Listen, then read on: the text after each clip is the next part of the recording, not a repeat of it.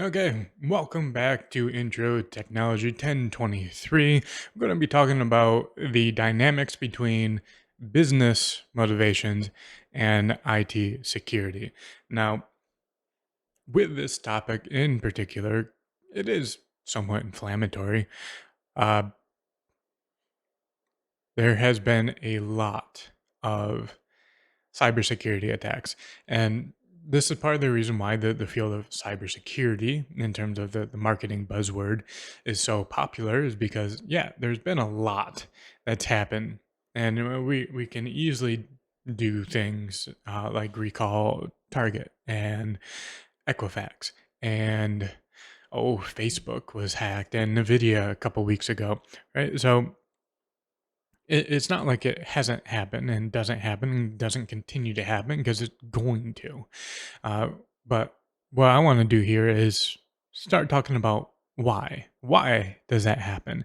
And unfortunately, it's not necessarily what the media has claimed it to be, mostly because the media doesn't really understand, and any type of security professional would be in this ballpark as well. We might disagree on some of the details of it, but in general, the primary pitch here, most people are going to agree with. So, what is the problem?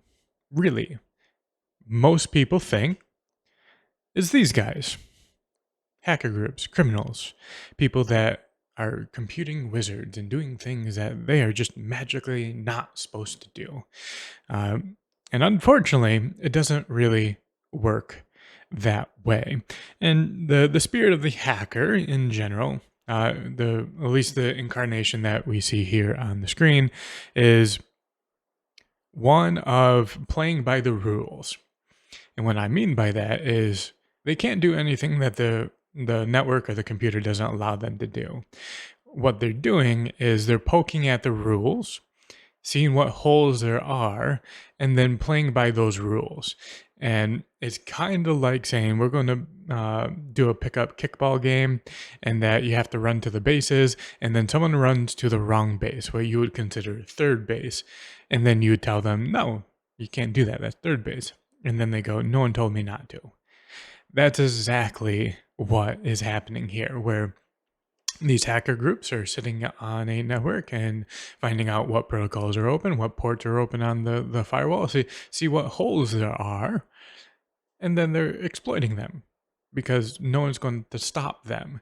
And what this ends up looking like in terms of a security policy is going, okay, well, we're going to close down everything that we possibly can just to limit surface area.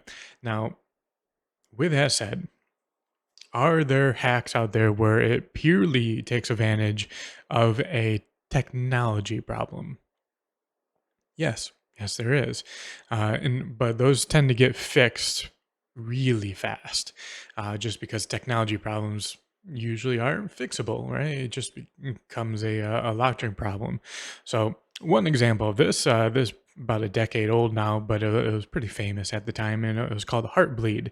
And what this did was uh, networks had what is called a heartbeat, make sure that the user is still there. Unfortunately, there was a significant amount of time between after the user has left and then the browser discovering that the user isn't there anymore.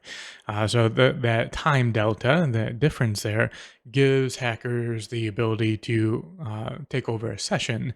So if you're on your banking website and you don't log off, and you just exit out of the browser. It takes a while for that server to kill that connection.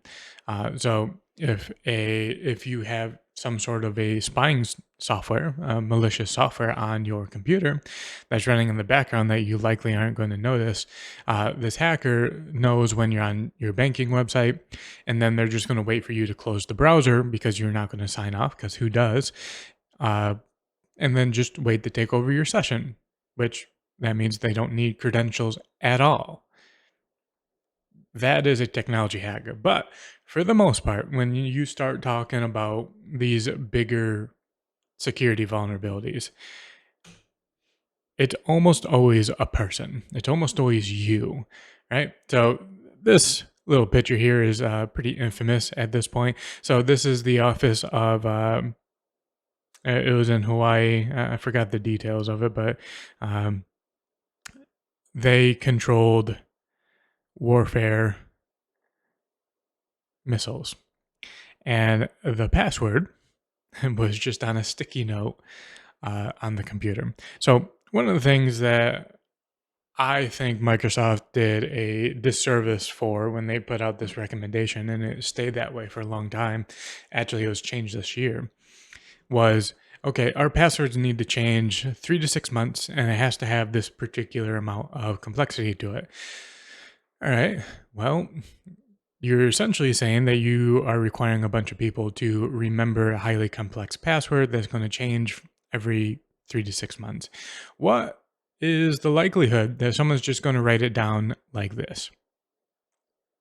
Is that secure anymore? And from a physical standpoint, obviously it's not secure. From a digital standpoint, it's slightly more secure, right? But things like this, where you don't think about it, that sticky note, it was probably there for months. And then you just stand there for a picture, and then you give away the password to very, very, very sensitive applications. Now, great. So this is the problem. This is what we call, well, I have it here as human factor, but it's social engineering. So most hacks, most of the things that we have security vulnerabilities with is with the people. By far and away, most of your security issues are from human error. Okay?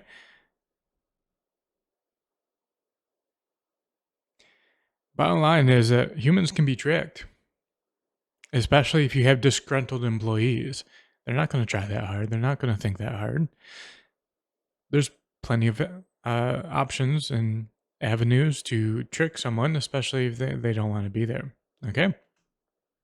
So, social engineering as a term is any time that a hacker, organization, malicious person, doesn't really matter, um, pretends to be something else. That's generally what social engineering is. Okay, so common vectors or common things that you probably heard of up to this point is phishing. So these are your bogus emails that ask for your username and password. The original infamous ones are some prince that's locked up, and the only thing you have to do is give them $100, and then they'll share you their wealth type of idea. There's been a bunch of iterations on that as well.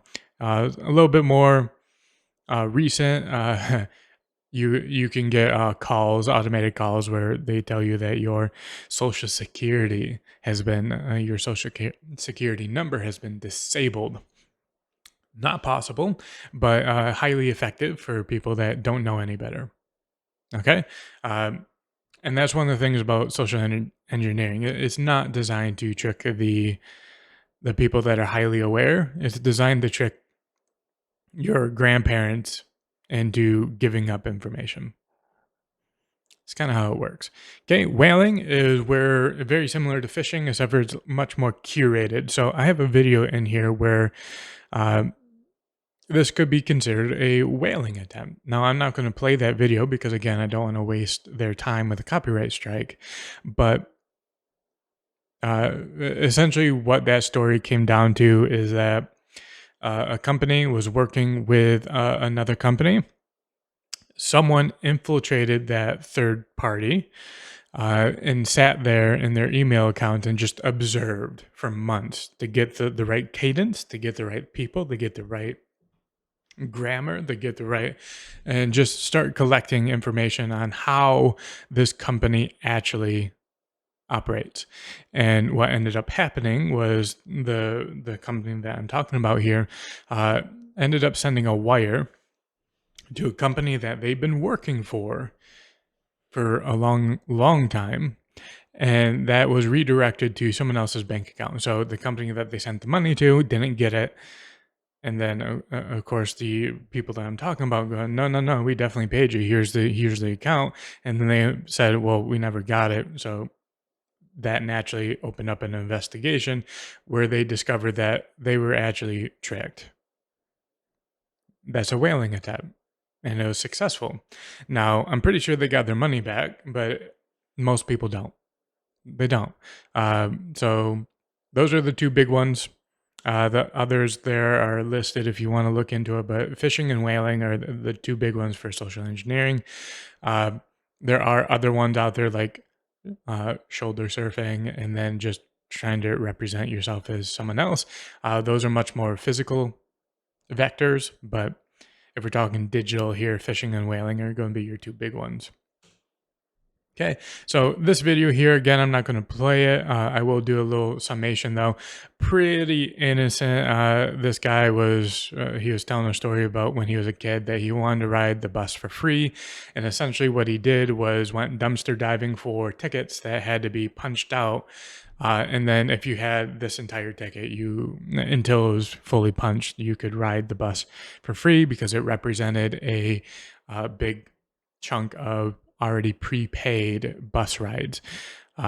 So what this, I mean, obviously he's an adult now, but when he was a kid, he just went dumpster diving and he found the specialized punchers that the buses used, and he rode the bus for free for months just because he had a bunch of booklets of thrown away punch cards. Social engineering, pretty innocent.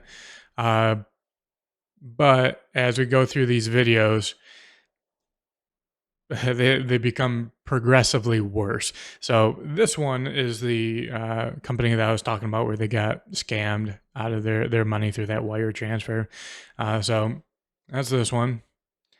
And then the last one is probably the most egregious, where this is criminal organizations over and over and over and over and over again running social engineering attempts and being hyper successful running a criminal organization. So this is this guy's story where he, ran that organization, realized that, oh yeah, it's not a great thing that I'm doing here, and completely reverted and been sharing his story since then to trying to inform people, what is actually happening behind the scenes there.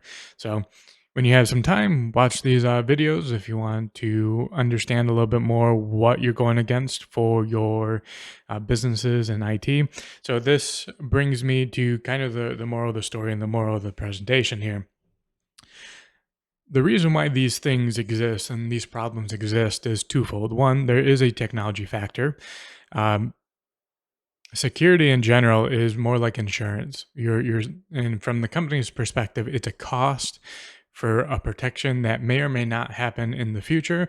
And then on top of that, So, there is no guarantee that it won't happen anyways. So there's a lot of companies out there that just go, no, we won't do it. So you get companies like Equifax where they just didn't update their database because they don't put a lot of priority on it and didn't make sure that it was actually happening because it just wasn't that important to them.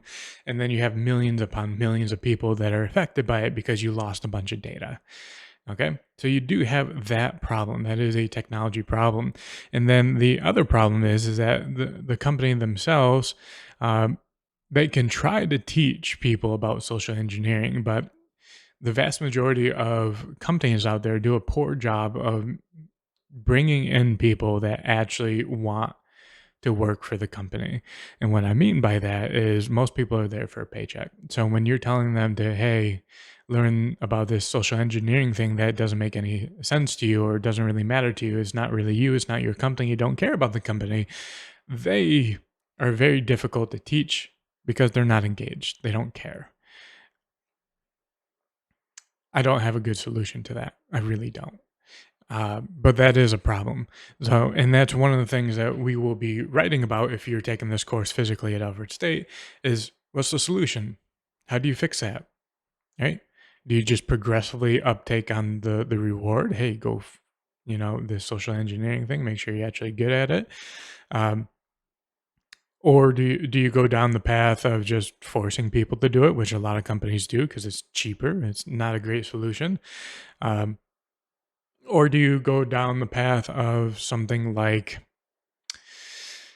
if you take these optional exams, you can have like a 2 to 3% increase in your salary because it's more than likely going to prevent security issues in the future. Um, So there's a few things right off the top of my head that could work. I don't know if they would. Obviously, you have to find out, but yeah, I don't know. So that really brings up the crux of the conversation, and one of the things that I'm going to have you write about in terms of a research and analytical paper at Alfred State is this topic. Okay, so you have a bunch of business motivations that goes against cybersecurity and social engineering. You have the problem of people not being engaged, and then you have the technology problem on top of it, where okay, this company is still running Windows XP, which is incredibly vulnerable. Well, what is it going to take to upgrade that operating system? And the answer might be $50,000 to do that. Uh, yeah, so that is not a great scenario to be in. So, what's your solution? What is that solution? So, mull over that for a little while because that's going to be one of the assignments, one of the big assignments for this semester. You might want to start trying to come up with a solution for that. So, with that said, that's all I got for this one. We're wrapping up this course pretty quick. Like, I'll see you in the next one.